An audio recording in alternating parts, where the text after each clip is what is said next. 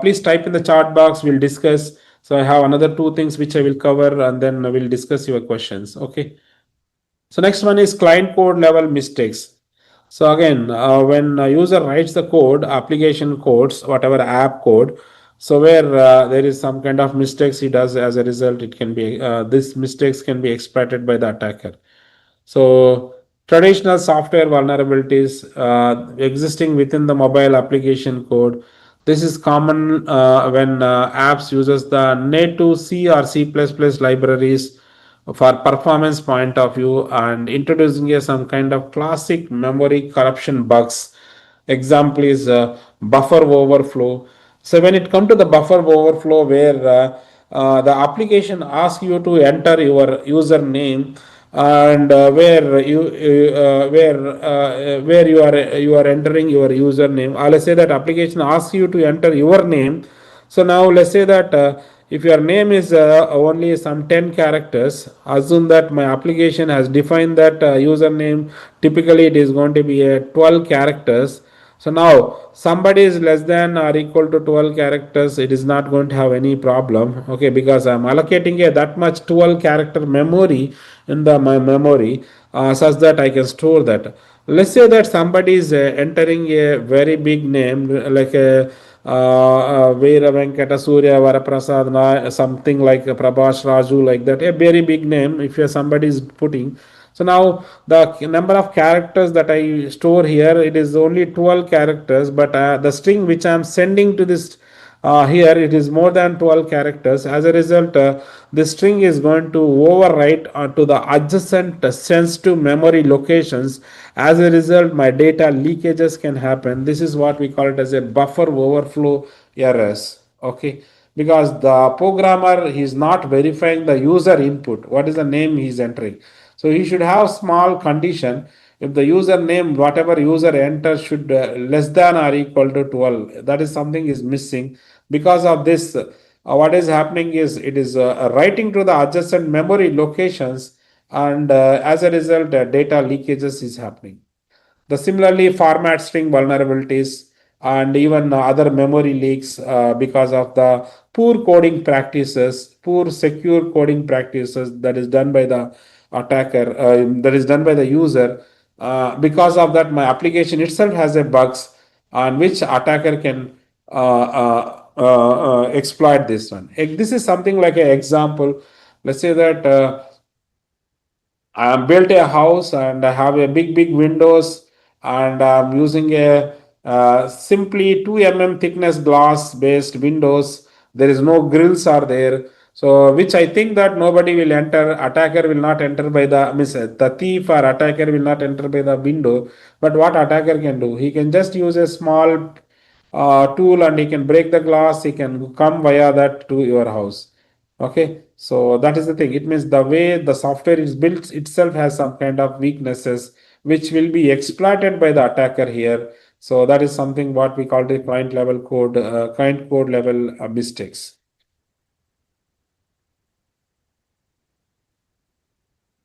So example, if you look at a message application uses a native C++ library to pass incoming image file for speed, because mostly we use C++, which will process very fastly, where the C++ code lacks a proper bound check. Okay, it means how much characters it is receiving. There is no proper check is not there. So where attacker sends maliciously crafted PNG file where image parser overflows its memory buffer, means whatever the allocated memory that is for storing the image, it is been spilled out, it means overflows and crashing the, as a result my application will crash and even allows the attacker to execute any kind of arbitrary code execution on the victim device. This is the what we call it as a buffer overflow in image parser is the on the application is going to happen.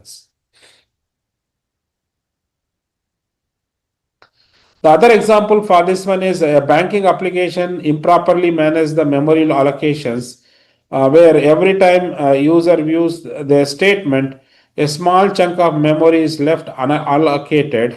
Let's say that it is unallocated, where attacker forces the app to repeatedly view the statement until the device run out of the memory, which will cause some kind of denial of service attack, and as a result, my phone will crash because of this memory leakage.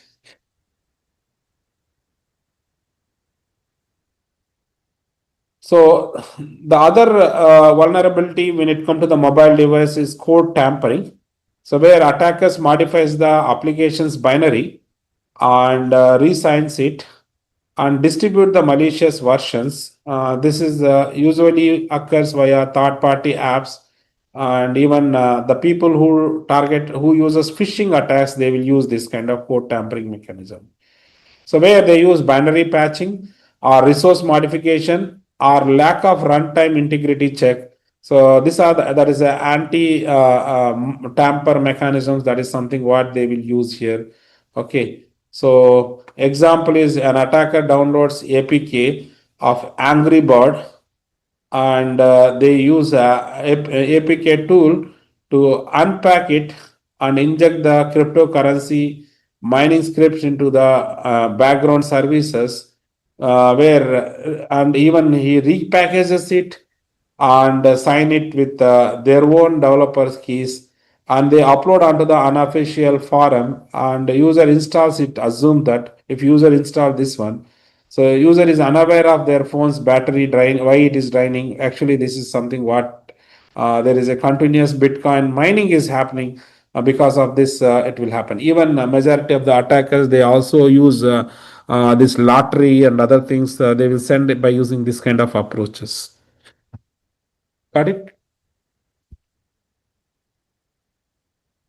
And other example is a user downloads a modified version of Spotify from the forum that promises no ads. Okay, so let's say that he's downloading somewhere where Spotify without any ad. Obviously, will be tempted, because if you want to use Spotify, you have to pay money and you have to use. Otherwise, you will get the ads. Okay. Now, attacker is patched the binary to bypass the ad checks. Okay, but instead of again the way he patches is instead of ads, is because he has bypassed the ads wherever it that in the code it comes now, so that he bypassed the ads. But instead of that, he inserts a malicious code that sleathily steals means that steals the Spotify account credentials and sells them to the dark web. That is something what attacker can do by using this one.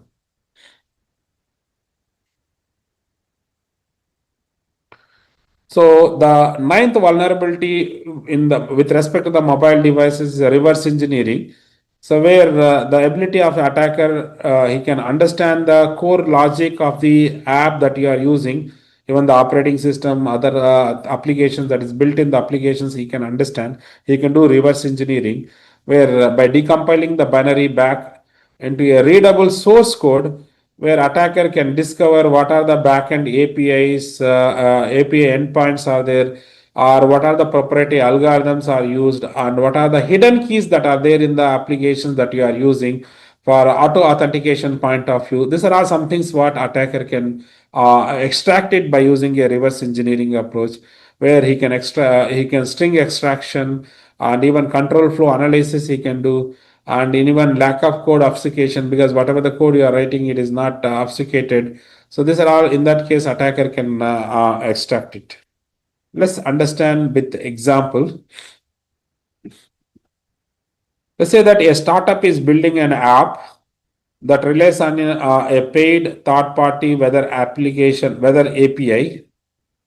They uses the weather API in that case, and in that case they embed $500 per month API key in the app code, because they don't obfuscate the code, because the key is also there, because they don't obfuscate the code. So where attacker runs the APK through the JADX decompiler.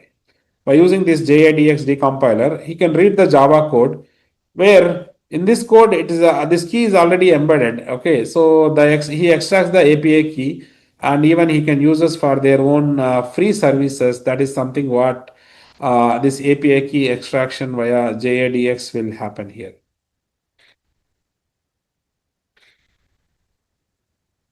Even a financial app uses a unique proprietary algorithm on a client side to predict the stock trends, where competitors download the app and decompose the iOS binary using a Hopper or IDA Pro, and where he reverse engineers the logic and steal the intellectual property without ever hacking our company's server, where he will understand that what is the algorithm that they are using. Okay, this way the proprietary algorithms can be stealed by the attackers. So now come to the last vulnerability is extraneous functionalities, where developers often include hidden functionalities to make testing and debugging easier. So that's the thing what developer will do. If these backdoors, again, whatever the things that is developer put it in that, if these backdoors are left in the production release, again, when you release as a product, and attacker can assume that if attacker can discover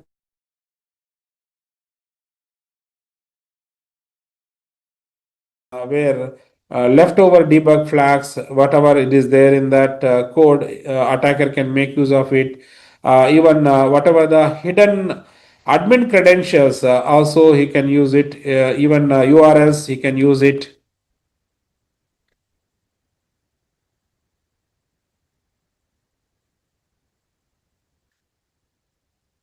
Yes, even hidden admin staging URLs, he can use it. Even test user account with elevated privileges. These are all something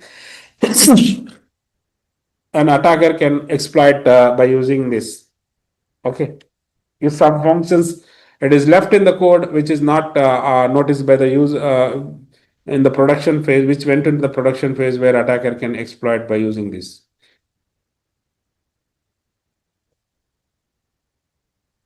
So example is during a quality assurance test, a developer creates a hidden button. He created a hidden button. Again, triggering by tapping to the logo 5 times. Means whenever I click on it, it will turn on. So that bypasses the two-factor authentication screen to save the time. Okay. So because developer has to do multiple iterations now, so for that reason, he have created a some button which will click on this one, some kind of thing. Let's say that this is something which he is using during the development time, and he forgot to remove this code button before publishing the this app into the app store. Now a reverse engineer who uses this app and reads the logic log, all these things, and he understand that there is somebody can log into this app by clicking on the logo 5 times, so he can use that one and he can log in. Okay, so that is something what attacker can do by using these apps. So another one is app is shipped to production, but debug flag is left set as a true. It means now anybody can use this one and they can debug. Yes or no? So this causes the app to send all analytics and crash reports to the company unprotected internal staging server instead of secure production server. So we are leaking the live user data to the open endpoint. So that is something what it will happen if somebody set this one as a true. So, with this, all the top 10 vulnerabilities related to the mobile device comes to end, and where I have presented for everything two examples for your better understanding. So now let's understand what are the questions that are there with the user. I will answer that one by one. Let me go through it.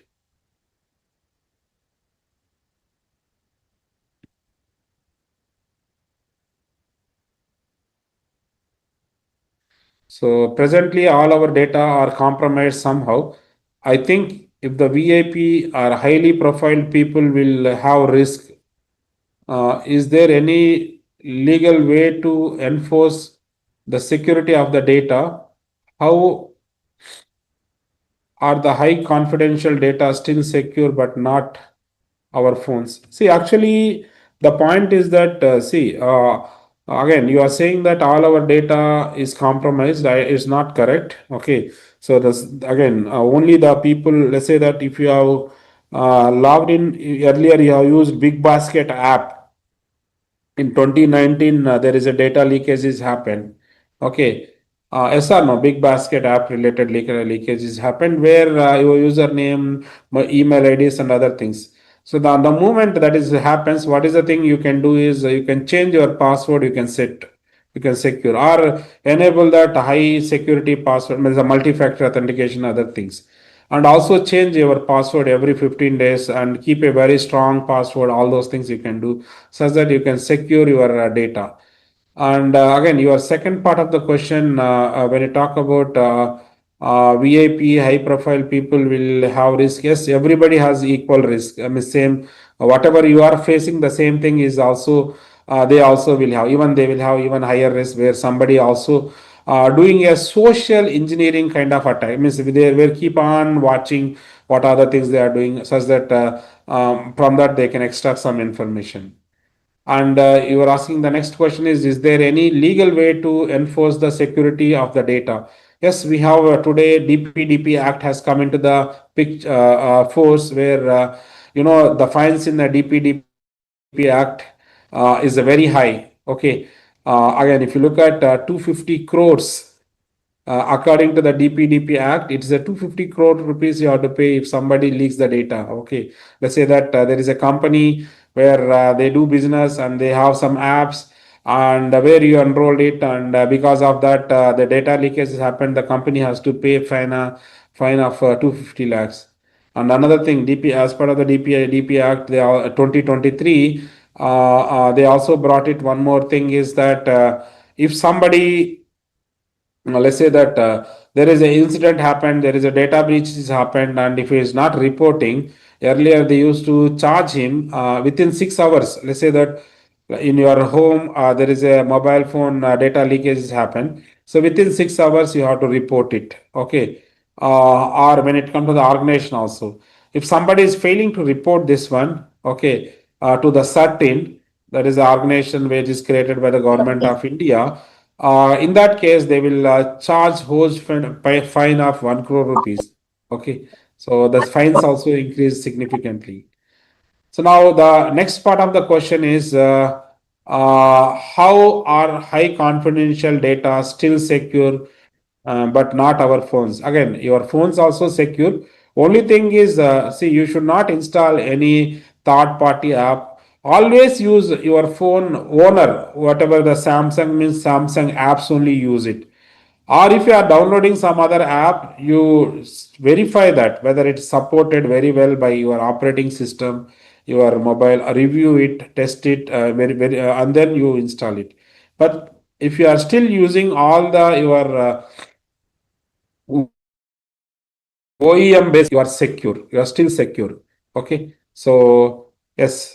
Again, all the confidential data. Let's say that your intellectual property. Let's say you write a research paper, and that research paper mostly when your student is sent to your in your WhatsApp, you receive very securely, and now you have downloaded that one into your storage space in your mobile phone, but you have downloaded a any some simple travel app which is having some kind of vulnerability which will do data leakages.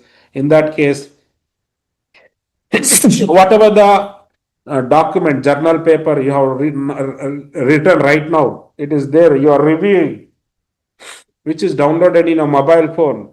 So now attacker can also use that, and he can upload your by changing your names to his name, and means he can sell that one to the dark web, or some researchers can buy and they can change the names, and they can submit it also. So that's something also can happen.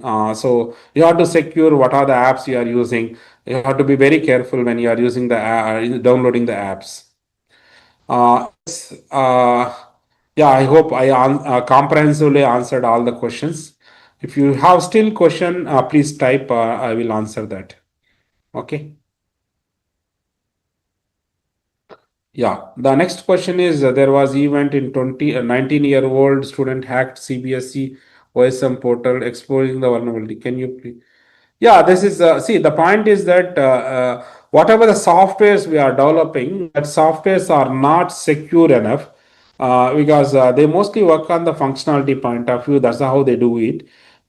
They don't bring security in the development phase itself. Okay, the production phase they will add the security controls and they will deploy it. Because of this vulnerabilities will be present in that, which attacker can use that and they can exploit. Example is, even you can see that there is a somewhere debug flag is set true and which you can use it. Even other case also there is a button which has been kept it and which is not removed it, and which attacker can use it. So this is the way this vulnerabilities can be exploited by the attacker. Okay.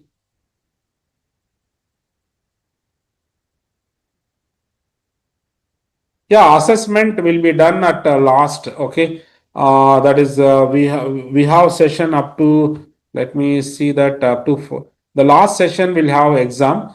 I'll share the link. Please do that one at that time, assessment as well as feedback. So anyhow, right now we'll go for it discussions. So we'll do that. And another thing, the next question is, what are the top three mobile security practices we should follow every day? I will cover in subsequent lectures, sir. See, the point is that do not install any third party apps without verifying. If you are installing also, once you use it, delete it. For example, let's say that I'm downloading some air travel booking app, Agoda. So again, annually once or twice if I am traveling, I'm not a frequent travel every week. In that case, what is the point in having such app in that? Because if there is some weakness in that which can be exploited by the attacker, so it is better to disable, uninstall all unused app, okay, that is present in your mobile phone right now also. So we'll have in the afternoon where I will give, there is a mobile phone hardening mechanism. It's a practice kind of things which you can follow that guidelines, and you can harden your mobile phone. That is something what will do it also. Okay. So whichever the apps that is not used by you in your mobile phone, it is not safe to keep it. It is better to delete it. It is better to uninstall. As a result, your security threats you are reducing in your mobile phone.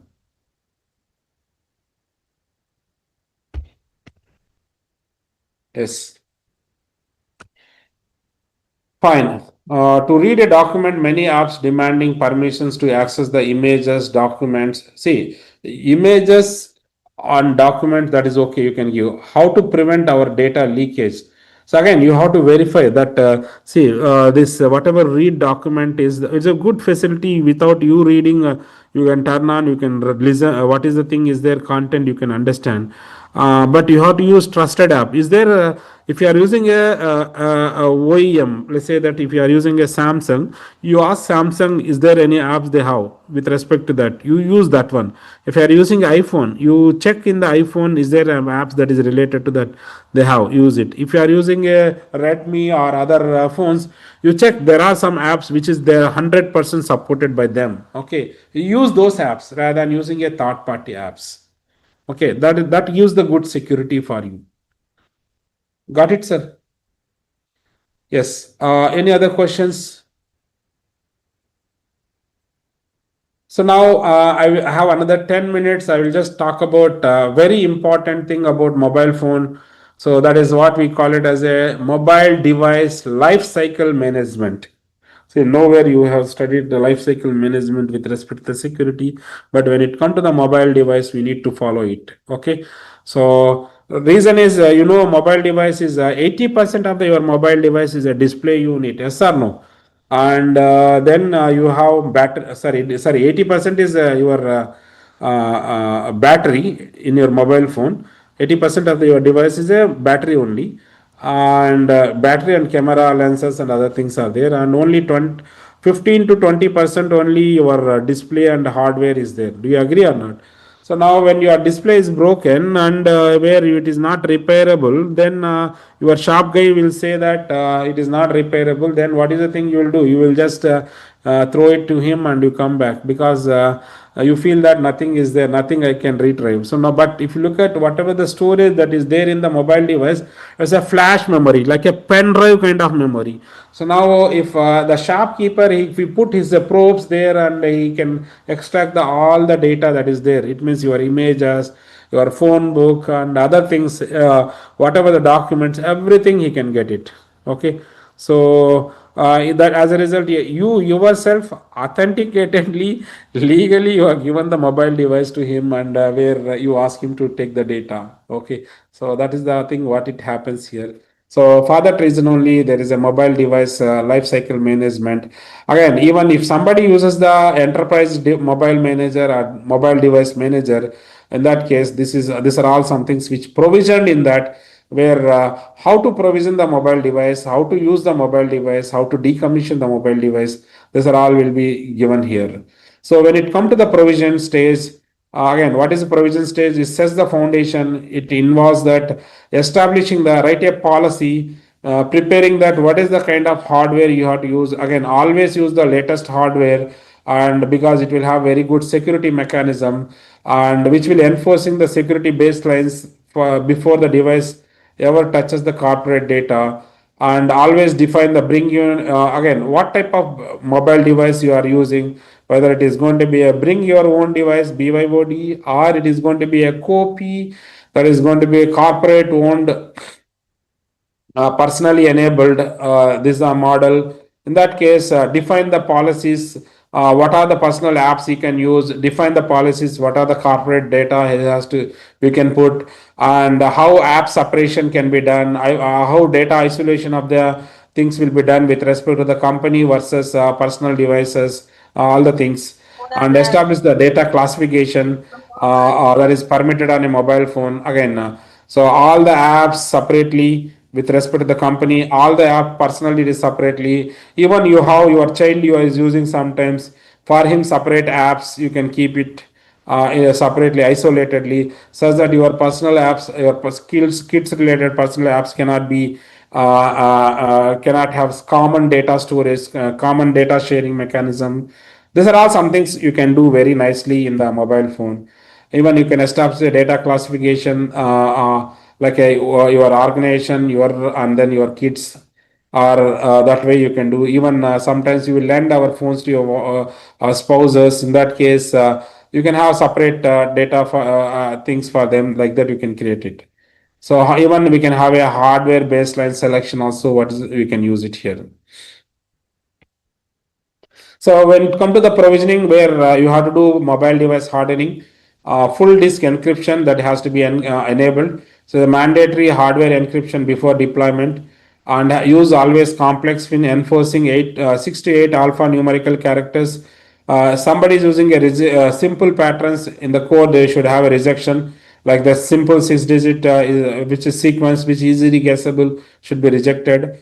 And auto lock, setting the screen timeout to every 3 minutes of inactivity. Whenever it is inactive, it has to be turned off.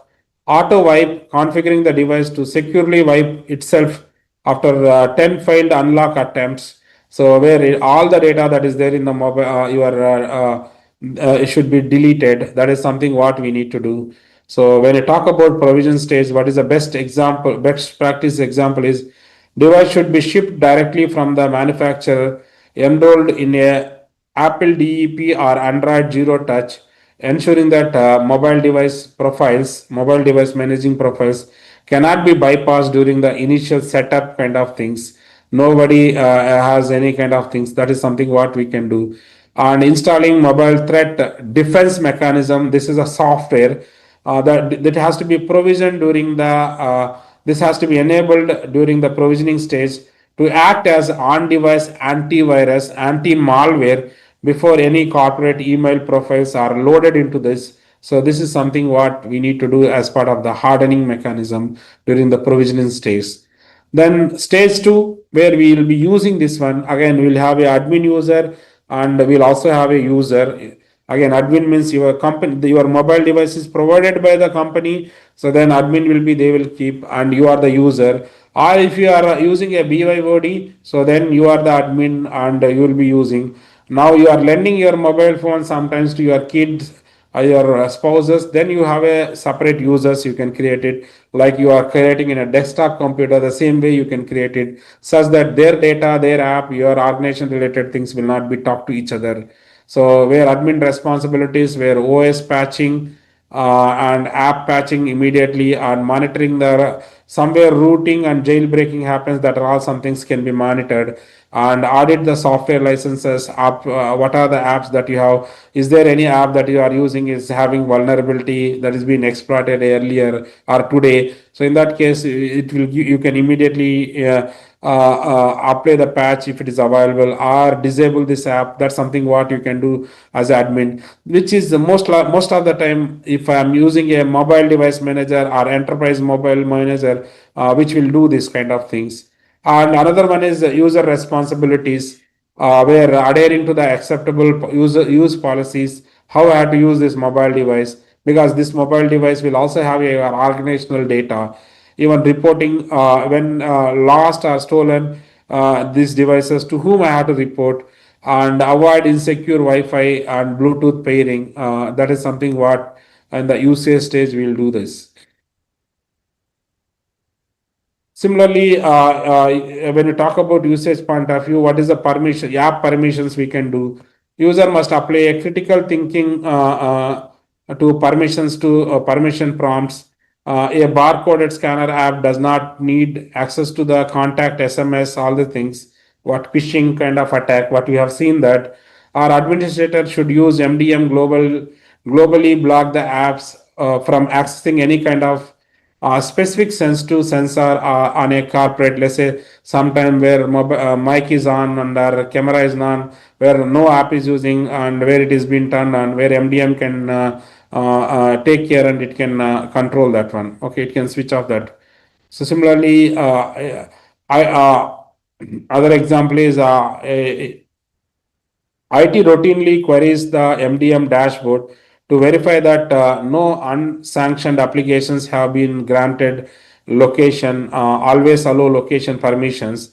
So if somebody is doing that, in that case, we can we can turn off, we can mitigate that one. That's something what this has to be done. So next, the last stage in the mobile device is decommissioning, because you should not use latest software on a older hardware. There is a incompatibility. As a result, data leakages can happen. You should use the latest hardware. At least every 3 years, you have to change your hardware, mobile device, even the soft, because there is a lot of changes in the security software that comes into the picture, that comes, even the hardware also there is a huge changes will come. It is highly recommended every 3 years you change your mobile device. Always use latest softwares. Okay, so that is something what we have to do. So when device reaches the end of the life, which you are decommissioning, so where you can miss where you, in that case, if you are using a MDMs, you can give it to the office. They will take care. They will delete all the files that is related to the corporate, or as well as your personal related things also. They will delete it. So if it is damaged or an employee is off boards, our device must be securely sanitized to prevent data leakage, and even remove the device MAC IMEI from the ad and MDMs, whatever we are storing when you are decommissioning. This is softwares which we are using. Even revoke all the user certificates and VPN accesses, and perform again NIST SP 888 compliant factory reset or cryptography erasures. That is something what you need to do on a mobile device, because this is the security standard that clearly tells that how you have to do decommissioning. You have to follow these guidelines when you are going for a decommissioning stage. So I'll just cover this one, where a corporate iPhone run over by a car, and the screen is shattered, and even though it cannot be turned on to perform the factory reset, in that case IT department physically sheds the memory chips to ensure that data is being destroyed. Okay, that means physically they have to damage that completely. Otherwise, burnout in the movies, the ways they shows that. So the only way decommissioning mobile phone when it comes to the personal is you turn on the stove and burn it out. That's the best way. Okay.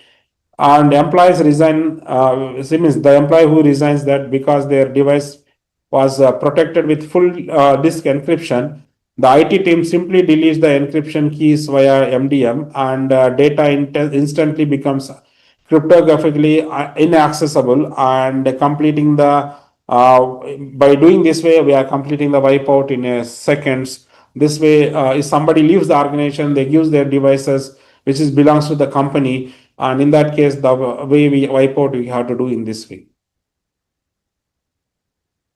So with this mobile device life cycle management comes to end. So I left with the last part, that is something called mobile device managers. So we'll discuss what is this mobile device manager in detail when we join back at 2 o'clock. Okay. So as it is 1 o'clock right now, I'll just answer if you have questions. Okay. Read document. Yeah, there is no questions anyhow. What we do is what we do is we'll break right now for lunch. Okay. So we'll join back by 2 o'clock. Let me show the schedule. What is the thing that is being scheduled in the afternoon? So we'll discuss some of other best practices once we join back in the afternoon, where we'll talk about uh, again best practices related to mobile phone and assessment. That is something again mobile vulnerability assessment also I will cover. Again, I already covered top 10 vulnerable security risk already have covered. So at 2 o'clock, we'll discuss some other concepts which is related to mobile phone. And I will also give you the detailed manual where how to do mobile device hardening. So there are lab part also I will give which you can do that one. So please join back 2 o'clock. Very interesting things are there at the 2 o'clock, and we'll have exam at 4:45. Between 4:45 and 5:30 we'll have exam. Okay, I'll share that link in the chat box at between 4:45 to 5:30, such that we'll discuss that. Okay, so I'll stop here.